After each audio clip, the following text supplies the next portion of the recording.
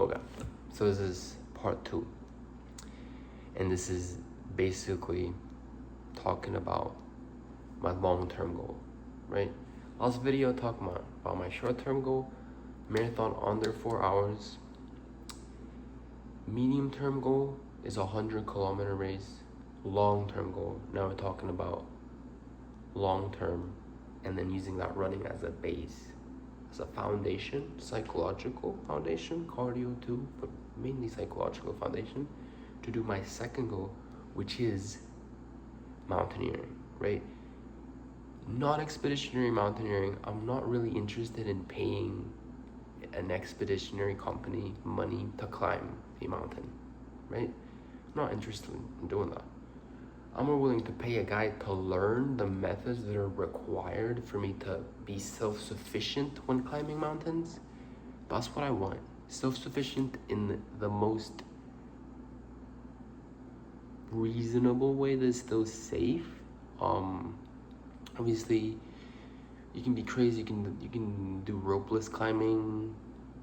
I'm not really interested in that. I'm interested in, dehydrating my own food, potentially deep freezing it. Methods on how to cook well in the mountain, on the side of the mountain. Good food is gonna lift your spirits after days being on the side of the mountain. Navigation, first aid, rock rescue, ice rescue, crevasse rescue, building your own lines,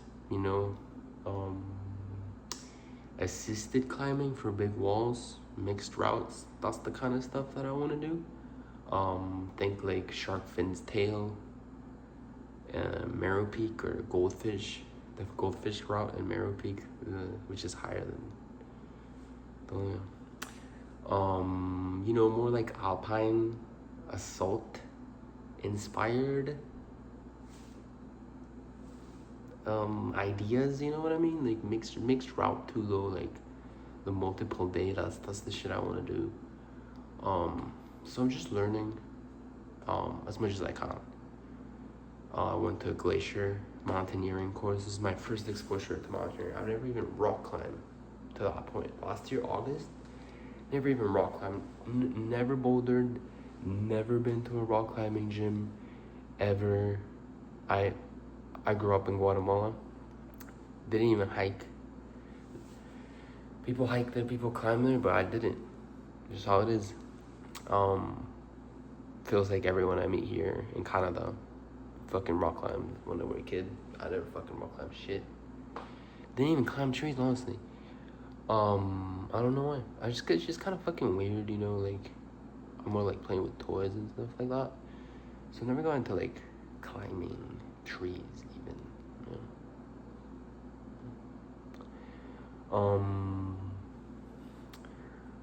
Yeah.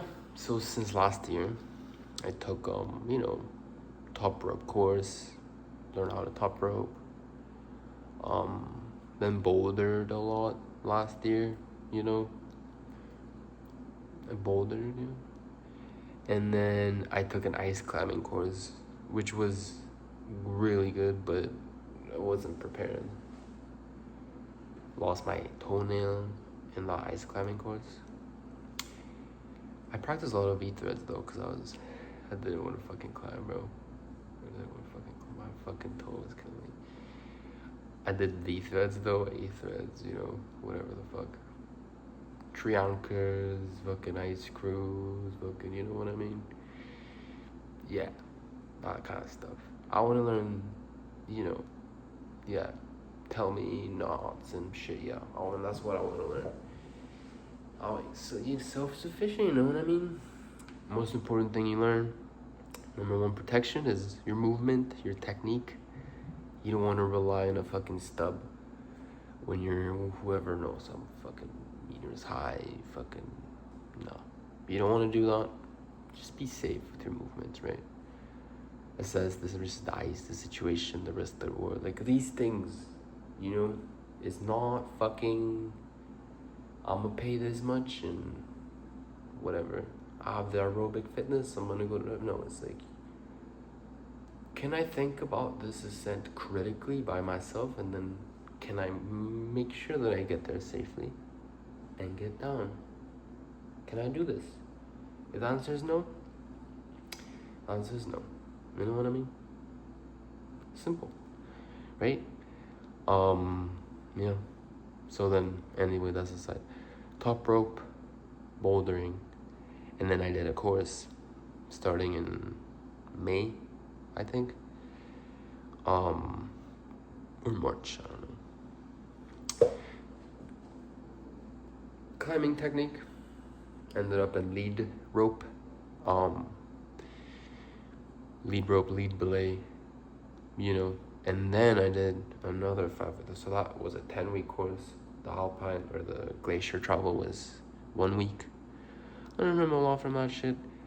The ice course was supposed to be 4 weekends. I only did 3 because, no man, I didn't feel, I assessed. I don't feel physically or emotionally prepared to even mock lead, you know?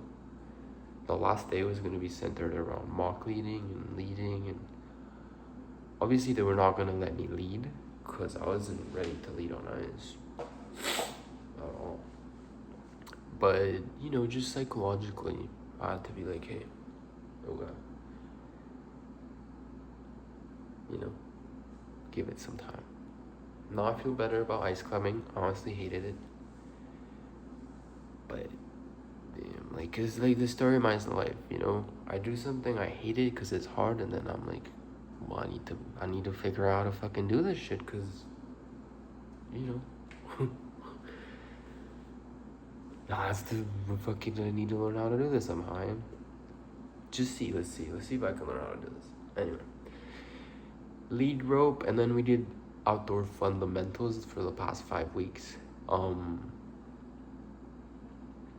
For sport climbing, so, you know, lowering on a rope, setting up an anchor, lowering, rappelling a little bit, risk assessment, you know, techniques, redundancy, anchor theory, you know, the angles, the extensions, security of the, was it Sphere 90, Smear 90, secure, Sphere, redundant, no extension, equalized, less than 90. Yeah. Yeah, I have a bunch of gear now. I bought on Facebook Marketplace, you know. You know, I'm not dumb, but, you know, I don't have that much money. Yeah. And essentially, how do these two things meet? Long term, medium term. What I have now, what I can work with as my physical foundation. And get some skills for mountaineering, you know? Get the skills here and there. Talk to people that do it. Learn from them. Always willing to learn. But at the end of the day, and then this is the other part of it, is the mental fortitude that it takes to do any goal you may have. Whether it's climbing a mountain or building a house, planting, learning how to plant a garden, all these things are mental exercises, right? In the sense that is an active effort to do something, voluntary effort to do something, it becomes a path, right? If the intention is to do it in the most genuine way possible. I genuinely want to do this in the most pure way that I can do it. I need to learn. So that's the first part of the mental fortitude. If you cannot humble yourself enough to learn, admit when you don't know something. How are you going to learn? How are you going to grow? Make mistakes, fall down, lose your toenail, right? Mount ice climbing, lose your toenail. And then be like, okay, I'm not going to go on the 4th day. You know why? Because these people's time needs to be respected. I went 3 times. I'm humble enough to know that I don't know what I need to know to be in their place right now. They need to be learning that. I can step to the side refresh. Marathon. I have got humbled by the marathon last year. Learn. That's how life works. Yeah. Basically, so it's just like the mental fortitude that it takes to do anything in life is so tough. Like, running is so hard, right? You can run thousands of miles a year. One day you're gonna go out and run, and it's gonna be hard. The first step, the first kilometer. That's how it is, and we beat it. It doesn't get easier. I don't think running gets easier. Maybe you just kind of fucking do it. You know what I mean? Just kind of fucking do it. I think that goes with anything, right? Does it get easier? I don't know. You know, I run sometimes on this Sunday. I don't want to fucking run, bro. It was 2.5 hours. I didn't want to run. And the whole time, the entire time, I had no cell phone. It was on the treadmill, so like I couldn't even, like, I tried watching something, I couldn't fucking do it. No music, just looking at the wall, running for 2.5 hours. The whole time I was like, I can't do this. And I did it. I don't know how, but like at no point did time feel slower or faster, sorry. It just felt like so slow. And you want to talk about the mental fortitude, because running cultivates mental fortitude that is going to be able to allow me to set a foundation to be able to achieve my ultimate long-term goal, which is pursuing, what do you even call it? Like just fucking big wall mountaineering, mixed route, assisted, kind of alpine fucking shit. I don't know. Whatever the fuck that is, you know? Technical crampons, fucking, whatever it is, whatever that is. I don't know how to call it. It's not classical mountaineering. It's not rock climbing. Somewhere in the middle. Yeah. I don't want to do like a first descent and shit like that. I just want to fucking feel the snow in my face, on the side of a mountain. That's what I want. Eat fucking dehydrated food. I've been dehydrating food too. Learning how to do that cheaply too. So like good food too, like you eat it, you get reinvigorated. Whoever's climbing with me is gonna love climbing with me because I'm gonna bring the best fucking food. Yeah, all veggie. Yeah, all vegetarian. Good desserts too. Bring desserts, dehydrated desserts. Hopefully, I think at some point I'll have to learn how to deep freeze, because I hear that it preserves over 90% of the nutritional content. The thing about dehydrating food is that it doesn't preserve the fats, the lipids. So, for example, me, if I'm gonna do some stupid fucking mountain that takes multiple days, I'm gonna take Nutella, to eat. Not every day, but I'm gonna take some. If I dehydrate it, it's not gonna preserve the lipids. So it's basically just sugar. So maybe deep fry some Nutella fucking pudding with oats and blueberries, and eat that shit warm on the side of the mountain, basically. And then what else? Living a life that helps me, allows me to achieve my goals, right? Saving money to be able to pay for courses and gear, that fiscal discipline, no party to be able to run, right? My friends have a party this weekend. One of my friends is moving from the city. That's his last party in the city. I can't go. Not marathons on Sunday. There's no way I'm missing it. I've been training since March, you know.